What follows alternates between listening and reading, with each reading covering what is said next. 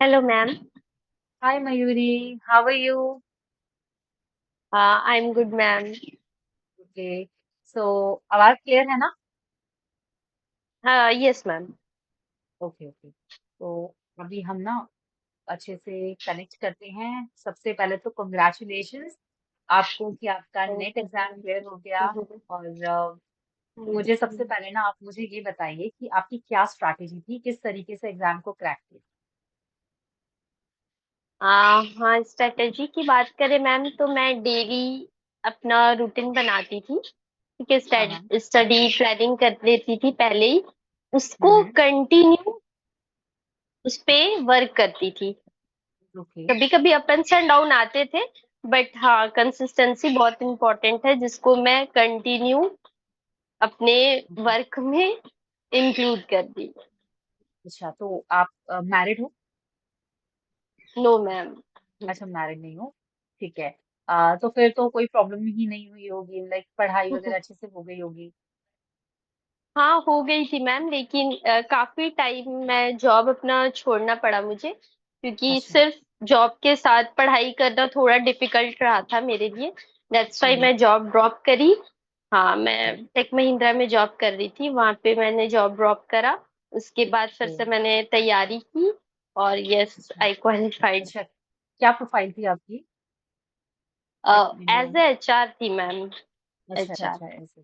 Okay okay. Yes. ठीक है तो मतलब कब से आपने पढ़ाई को स्टार्ट किया, लाइक आपने कब से ज्यादा एफर्ट डाले कि आपको ये पता था कि आपको नेट तो निकालना है, जेआरएफ निकालना है, असिस्टेंट प्रोफेसर बनना है?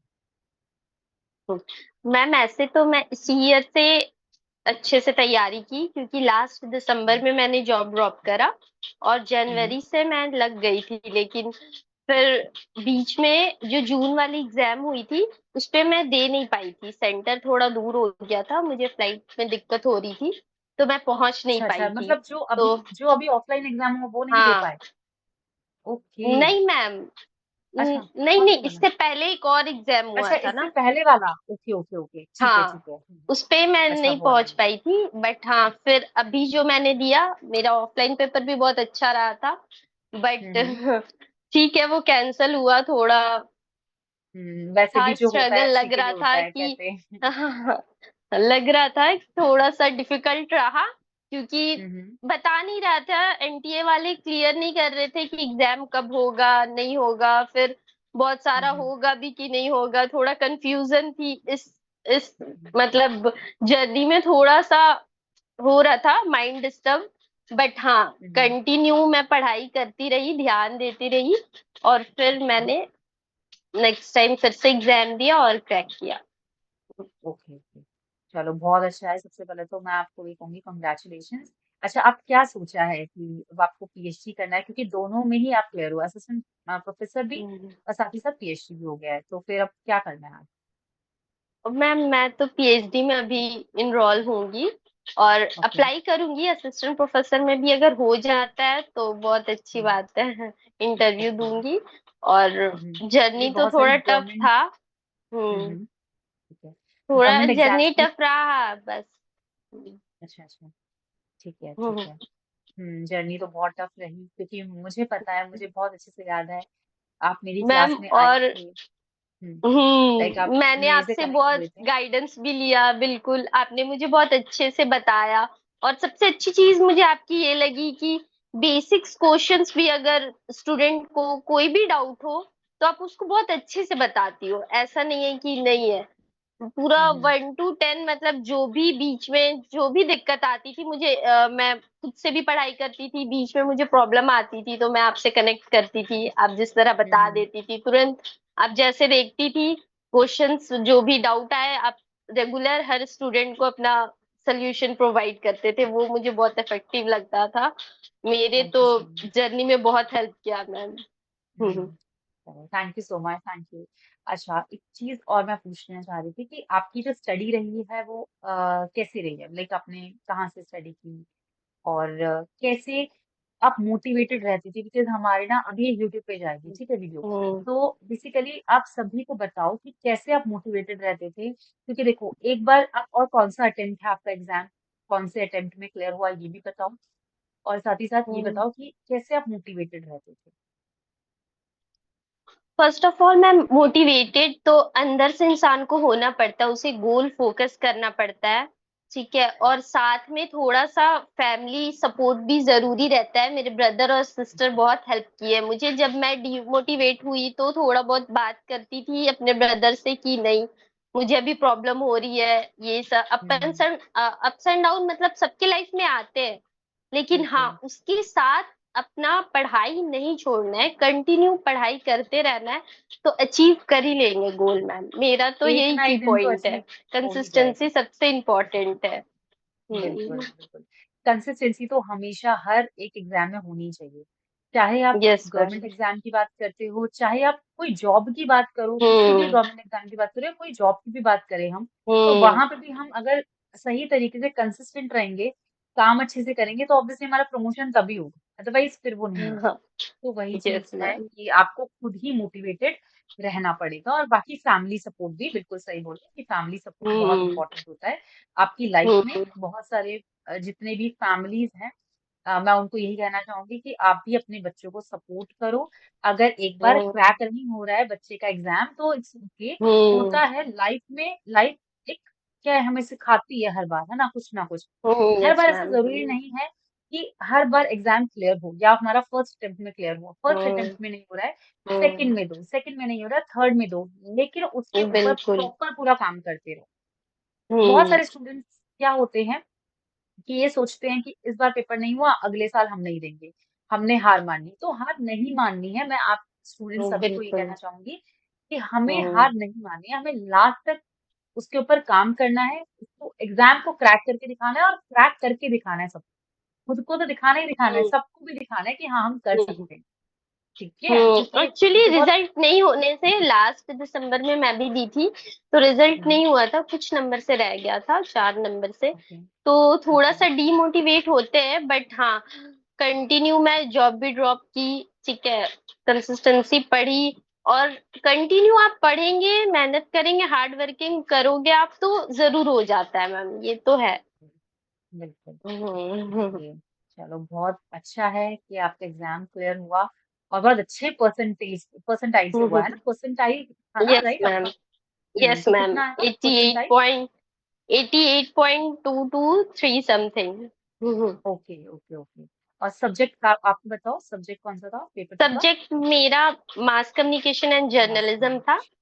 हाँ। ओके, हाँ, चलो उसके लिए मैंने बहुत पढ़ाई अच्छा। और किया। पेपर पेपर वन तो 1 आपसे ही पढ़ा करती थी।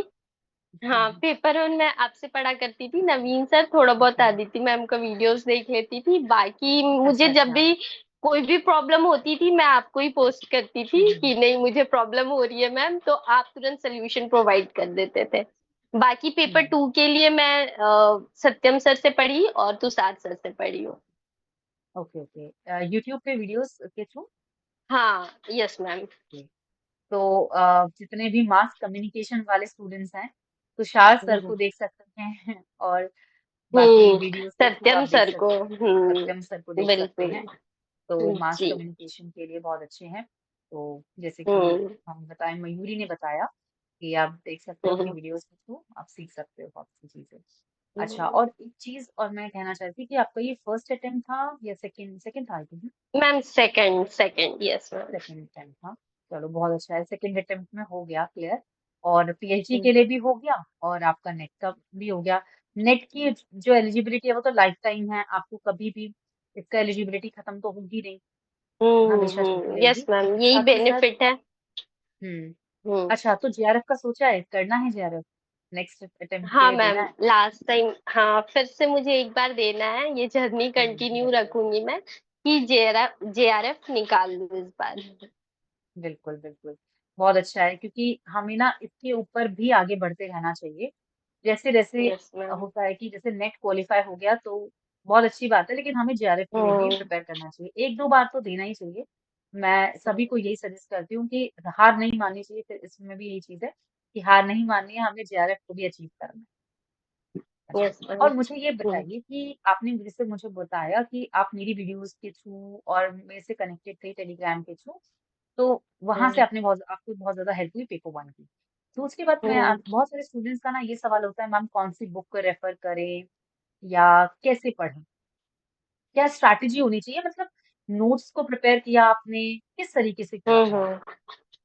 मैम नोट्स आज के डेट में तो यूट्यूब में आपकी सारी टॉपिक्स वाइज वीडियोस है, मैं वो कवर करती हुँ, थी। और दूसरा ठीक है, चीज मैं पीवाई क्यूज फोकस करती थी, उसमें भी अच्छा। सोल्यूशन सारे जो भी आंसर्स दिए हुए हैं उसका सिर्फ ऑप्शन जो सही है वो नहीं, बाकी भी तीन जो ऑप्शन एक्स्ट्रा जो गलत हो रहे उसके भी पॉइंटर्स में पढ़ती थी, ध्यान रखती थी कि इससे रिलेटेड अगर क्वेश्चन आएगा तो भी मुझे राइट करना है। इस हुँ, हुँ, स्ट्रेटेजीज के साथ प्रैक्टिस मैं करती थी डेली बेसिस पे। ओके। क्वेश्चंस बता बनाती थी पहले, टॉपिक रिवीजन करने के बाद आप टॉपिक वाइज टेस्ट भी लिया करती थी। डेली टेस्ट भी बहुत इंपॉर्टेंट मेरा रोल प्ले करा है कि हर टाइम मतलब जो भी क्वेश्चंस गलत होते थे मैं दोबारा से रिवाइज करती थी। कभी कभी क्वेश्चन आते हुए भी गलत हो जाते हैं, बट हुँ, इसका हुँ, की यही है कि प्रैक्टिस करते रहेंगे तो फिर वो हो जाता है मैम। हुँ। मेरा यही अच्छा, स्ट्रेटेजी क्विज़ेज़ था। बहुत इम्पोर्टेंट होते हैं? पीवाईक्यूज़ से क्विज ज़्यादा आपको इम्पोर्टेंट पीवाईक्यूज बिल्कुल मैम, बिल्कुल बिल्कुल बहुत अच्छा, इंपॉर्टेंट रोल प्ले करते हैं। ये तो हर एक स्टूडेंट को करना ही चाहिए, पीवाईक्यू और टेस्ट सीरीज देना चाहिए, क्विजेस, जिससे कि आपका हेल्प होता है और इम्प्रूवमेंट होता है। जिस लेवल पे ओके, अपन है पढ़ के और इम्प्रूव होते जाता है लेवल वाइज कि हाँ ये टॉपिक्स कवर हो गया, इसमें जो नहीं आया उससे कवर करते हैं। इस वजह से ना और भी क्लियर हो जाता है टॉपिक। बिल्कुल। तो मतलब आप ये कहना चाहते हो कि हमें चॉइसेस को भी मैटर करना मतलब इम्पोर्टेंस देनी चाहिए उतनी ही और बिल्कुल। चॉइसेस के बारे में भी पढ़ना चाहिए। जो हमारे ऑप्शंस होते हैं, 4 हम्म। ऑप्शंस होते हैं, उसमें से एक तो करेक्ट है, बाकी के 3 के ऑप्शंस के बारे में भी हमें पता होना चाहिए। सो दैट अगर यस कोई मैम। एग्ज़ाम में क्वेश्चन आ जाए तो फिर आप उसे कवर कर लें और सही कर लें, है ना? ये भी बहुत अच्छी यस बात मैम। बताई आपने, बिल्कुल न्यू बात बताई। तो हम्म। और बाकी अब मुझे ये बताओ, आपने बोला कि आप एनरोल हो गए इस साल पीएचडी के लिए, क्योंकि जो पीएचडी की सर्टिफिकेशन है ये सिर्फ 1 साल तक है। जैसे कल आपका रिजल्ट आया 17 को है, तो 17 यस। अक्टूबर लास्ट तक रहेगा अगले साल तक।